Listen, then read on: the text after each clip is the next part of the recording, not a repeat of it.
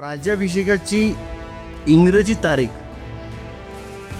कुठून आली आणि ती आपण का पाळतोय? म्हणजे 6 जून हा राज्याभिषेक कागदोपत्री सरकारी व्यवहार सगळीकडे आपण मोठ्या उत्साहात 1 जून 6 जून वगैरे आपण सर्व करतो.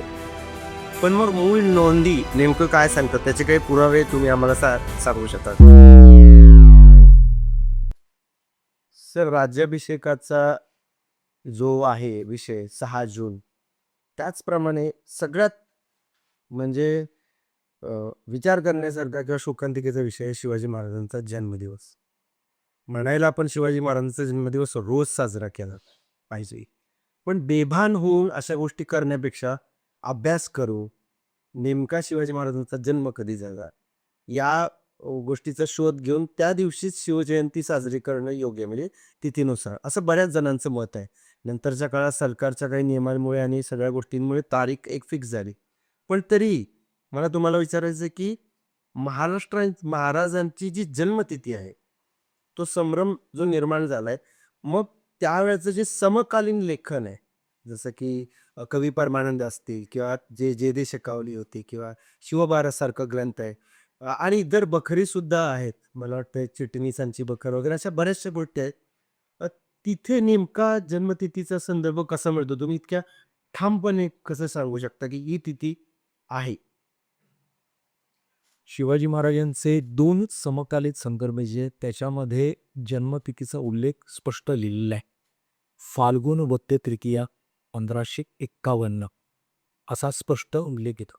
आता मी समकालीन का सांगतो? कारण का कवी परमानंद आपल्याला माहिती आहे. जे छत्रपती शिवाजी महाराजांच्या बाललीलांचं वर्णन ज्यांनी ज्यांनी पहिल्यांदा केलं आणि त्या बाललीलांवरनच आपण शिवाजी चरित्र मांडत होतो. आता ह्यात हे मांडत असताना शिवाजी महाराजांची तिथी काय सांगते किंवा त्यांचा जन्म कुठे झाला शिवनेरीला झाला असा याला नाही. पण तो कसा झाला, कुठल्या ग्रहांच्या कुठले ग्रह त्यावेळेला होते आणि तिथी काय होती. त्याच्यामध्ये ते भूपाण प्राण चंद्राद्वय असं ते म्हणत समेते शालिवाहने शके संवत्सरे शुक्ले उत्तरायणे असं ते पुढे मांडतायत. आता ह्याच्यामध्ये भू हा बाण प्राण चंद्राद्वे ते उलट मी बघायचे नाही लंका मावत होतं ते. तर 1551 असं ते येतं. त्याचबरोबर त्याच्यामध्ये शक आलेला आहे. आता ह्याच्यामध्ये शक असणं 1551 हा शक असणं आनंद नाम माफ करा. ह्याच्यामध्ये ते शक असणं आणि त्याच्यानंतर फाल्गुन वद्य तृतीया हे त्याच्यामध्ये लेखलेलं आहे. हे अध्याय 6व्यामध्ये 6वा जो अध्याय आहे त्याच्यामध्ये 26वा आणि 27व्या श्लोकामध्ये या दोन्ही श्लोकांमध्ये शिवाजी महाराजांची जन्मतिथी आपल्याला कवी परमानंद च्या या शिवभारतम या ग्रंथाने. आता ही समकालीन ग्रंथ आहे. पण ह्याच्यामध्ये कोणीही आपण त्याला टाळू शकत नाही. इतर जे छेडछाड करू शकत नाही. संस्कृतमधला ग्रंथ जो त्याच्या समकालीनतेच्या जवळ जातो. अगदी परमानंद हे औरंगजेबच्या जवळ जेव्हा हे होते, शिवाजी महाराज त्यांच्या कैदेत होते औरंगजेबच्या वेळी, तेव्हा परमानंद देखील तिथे होते त्यांच्याबरोबर. तर हे सगळे संदर्भ आहेत. त्यामुळे ते समकालीन आहे. आता हा समकालीन एक झाला. त्याचबरोबर शिवाजी महाराजांच्याच कार्यकर्तृत्वावर मध्ये त्यांच्याच खांद्याला खांदे लावून अनेक युद्ध लढलेले आहेत. त्याच्यामध्ये एक सर्वात महत्वाचं घराणं म्हणजे जेधे घराणं. हो. जेत. आता हे कान्होजी जेधे आपल्याला माहिती आहे, सह्याद्री जेधे पाहिजे. आता हे जेधे घराणं जे आहे त्याची एक जेधे शकावली आहे. त्या जेधे शकावलीमध्ये देखील शिवाजी महाराजांची जन्मतिथी फाल्गुन वद्य तृतीया 1551 असे ते नोंद करत का. आता हे अत्यंत महत्वाचे 2 समकालीन संदर्भ साधनं आहेत, जे शिवाजी महाराजांची तिथी सांगितली जाते. आणि ह्याच तिथीवरनं आपण हे सगळे अनुमान लावतो, की फाल्गुन वद्य तृतीया ही शिवाजी महाराजांची जन्मतिथी होती. शिवाजी महाराजांचा मगाशी आपण जेव्हा उल्लेख केला, की शिवाजी महाराजांच्या कालखंडामध्ये इंग्रजी कालगणना अजिबातच होतीच. मग आता नंतरच्या कालखंडामध्ये आपण जेव्हा आता आपण जन्माला आलो म्हणून आपण आपल्या ह्याच्याप्रमाणे आपण साजरी करतो. पण शिवाजी महाराजांची जर जयंती साजरी करायची झाली, अगदी त्यांचा राज्याभिषेक साजरा करायचा झाला ना किंवा त्यांचं पुण्यस्मरण देखील करायचं झालं, तर ते तिथीनुसारच होतं. व्हावं अशी प्रत्येक सामान्य जनतेची देखील अपेक्षा. पूर्वीच्या भाषणामध्ये म्हणजे मी सांगून एक एक असा कालखंड होता जेव्हा अगोदरच्या काळामध्ये सगळेच जण हे तिथीनुसारच सगळ्या गोष्टी साजरे नाही अगदी तेच नाही म्हणजे मी तुम्हाला थांबवतो इथं. अगदी आपल्या आजोबांचं श्राद्ध घालताना घरी कुणाचं श्राद्ध घालताना आजही 2026 मध्ये आपण तिथीनुसार श्राद्ध घालतो. आणि त्याला लिहिलंच आहे ना, पुण्यतिथी असं म्हटलं जातं. हे पुढे इथे येतं. इतिहास असेल तर तारीख कुठून आली हा अगदी महत्वाचा विचार करण्यासारखा प्रश्न आहे. आहे ते म्हणजे वाद निर्माण करण्याचा प्रश्नच नाहीये, पण स्वतःला विचारण्याचा प्रश्न आहे हा प्रत्येक मराठी माणसानी, की आपल्या घरी कुणाचं श्राद्ध असेल तर ते आपण तिथीनुसार साजरं करतो. लिहिण्यासाठी ती तारीख आहे कागदोपत्रांसाठी, पण आजही 2026 मध्ये सुद्धा तिथीनुसारच श्रद्धांजली किंवा पुण्यतिथी हे केली जाते. मला मुद्दा मी तुम्हाला थांबवलं की मग हा 19 फेब्रुवारीचा फुगा म्हणजे अभ्यासानेच सरकार कोणताही निर्णय घेताना अभ्यासपूर्वक घेतं. यामध्ये कुणाचा दोषही असं नाही. पण ते माहीत असावं, आपल्या सर्वांना माहीत असावं म्हणून आम्हाला विचारायचं की मग 19 फेब्रुवारी फाल्गुन वद्य तृतीया ही तिथी अभ्यासात समकालीन इतिहास संशोधकांनी आपल्याही आधी गेल्या 200 वर्षात नोंदवून ठेवलेली असताना मग हे 19 फेब्रुवारी कारण की शिवाजी महाराजांच्या नंतर साधारणतः 100-125 वर्ष गेली.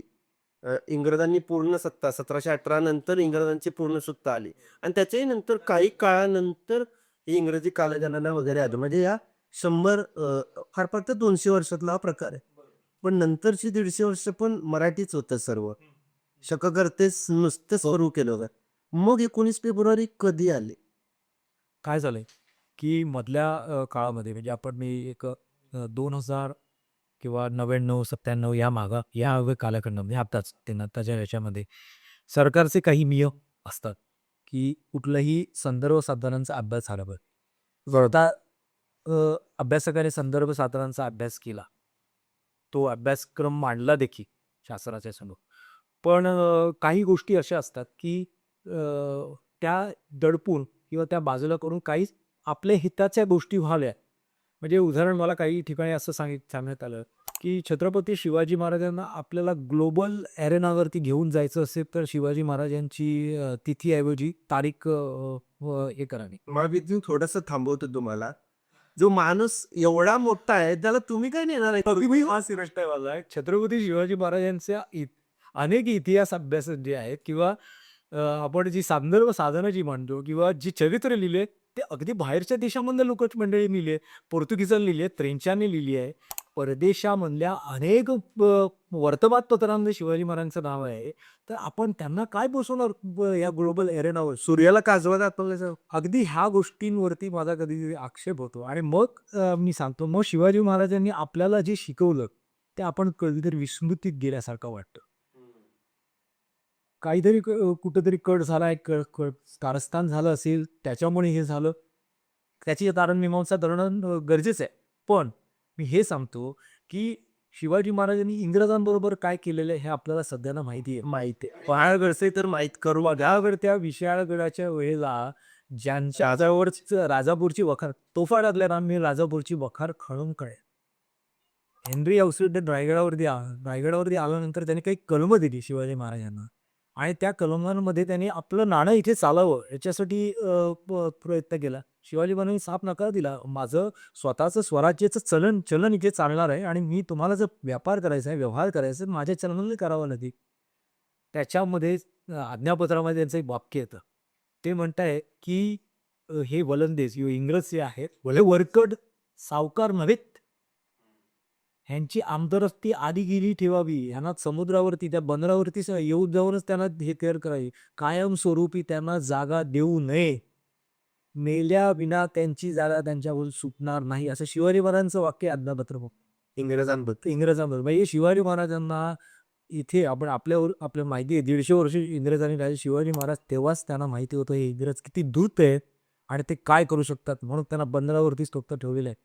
एक कुठला तरी पोर्तुगीज आंधळ म्हणून एक मुंबईची बेट देऊ टाकतो या इंग्रजांना, ईस्ट इंडिया कंपनीला, आणि ते नंतर शिवाजी महाराजांवरती तोफा टाकत असतील किंवा काहीतरी कारस्थान करत असतील, संगनमताने मुघलांना या सिद्धीला मदत करत असतील. शिवाजी महाराजांनी अंकुश ठेवलाय त्याच्यावर. पोर्तुगीजांवरती सिंधुदुर्गला आपल्याला माहिती आहे. या सिद्धीवरती अंकुश ठेवण्यासाठी त्यांनी खाद्य देखील पद्मदुर्ग बांधलेला आहे. त्याचबरोबर ह्या इंग्रजांवर अंकुश ठेवायचा असेल तर मला खांदेरी किल्ला देखील बांधावा लागेल. शिवाजी महाराज तो मांजूर काट आहे. म्हणजे ह्या प्रत्येक परकीय सत्ता ज्या आहेत, ज्या मोठ्या बलाढ्य आहेत, म्हणजे ज्या समुद्री सीमा उल्लंघून आपल्या प्रदेशावरती येतील, आपल्या स्वराज्यावर आक्रमण करतील, शिवाजी महाराजांनी यांना बरोबर त्या समुद्र सीमा संरक्षित करून आरमाराचं एक मोठी साखळी निर्माण केली आणि तो स्वराज्य रक्षण केलं. हे याच्यावर कळलं. मग आपण का करावं? किती दुर्दैवाची गोष्ट आहे. म्हणजे ज्या इंग्रजांना शिवाजी महाराजांनी पायाच्या पायतानाजवळ उभा केलं नाही, त्या इंग्रजांची इंग्रजी तर आपण डोक्यात घेतलीच आहे, आपल्या रक्तात भिनवून घेतली. आत्ताच मराठी गौरव भाषा दिन झाला, पण तो नुसता नावालाच आपण साजरा करतोय. आणि त्याच इंग्रजांच्या कालगणनेनुसार आपण महाराजांचं स्मरण करतोय. ही किती लाजिरवाणी गोष्ट आहे. घडलं काही असेल, सरकारी कामकाजासाठी आपण करू, पण तिथी माहीत नसणं ही फार दुर्दैवाची गोष्ट आहे. त्यामुळे फाल्गुन वद्य तृतीया ही शिवजन्मतिथी आहे. निदान एवढं तरी लोकांनी लक्षात ठेवावं आणि पुढच्या पिढ्यांना सांगावं. आणि शिवाजी महाराजांना ग्लोबल करण्याचा हा जो काय तो म्हणजे डावपेच सांगितला जातोय, तो किती बालिश आहे खरंच. हे नक्कीच म्हणजे हे माहीत झाल्यावरच किळसवाणं वाटतंय, की सूर्याला तुम्ही काय काजवा दाखवणार आहे, हे असं आहे.